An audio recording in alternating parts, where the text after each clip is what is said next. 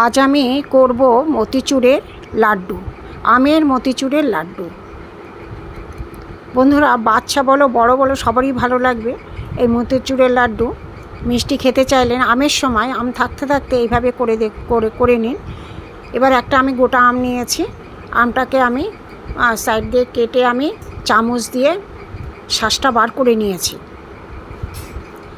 শাঁসটা আপনারা যেভাবে পারেন শাঁসটা বার করে নিতে পারেন। আমের যে শাঁসটা বার করে নিয়ে আমি ভালো করে চটকে নিয়েছি।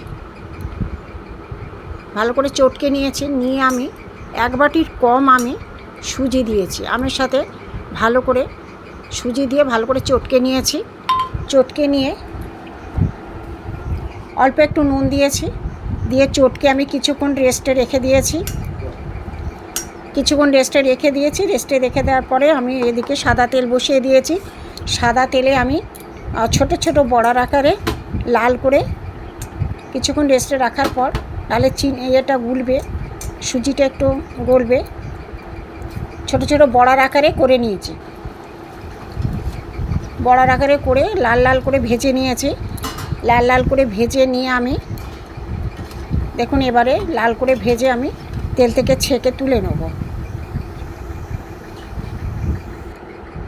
এবার আমি একটা বাটিতে 1 বাটি চিনি নিয়েছি। 1 বাটি চিনি, অল্প ওই পরিমাণে জল নিয়ে আমি যতক্ষণ না চিনির চিট আসছে ততক্ষণে আমি চিনিটা আমি ফুটিয়ে নেব। এদিকে বড়াগুলো, সুজি আমের যে বড়া, ওগুলো ঠান্ডাও হয়ে গেছে। ঠান্ডা হয়ে যেতে আমি মিক্সার জারে এগুলো একটু ভেঙে নেব, পুরো পেস্ট করব না, একটু ভেঙে ভাঙা করে নেব। মিক্সার জারে দিয়ে দিলাম,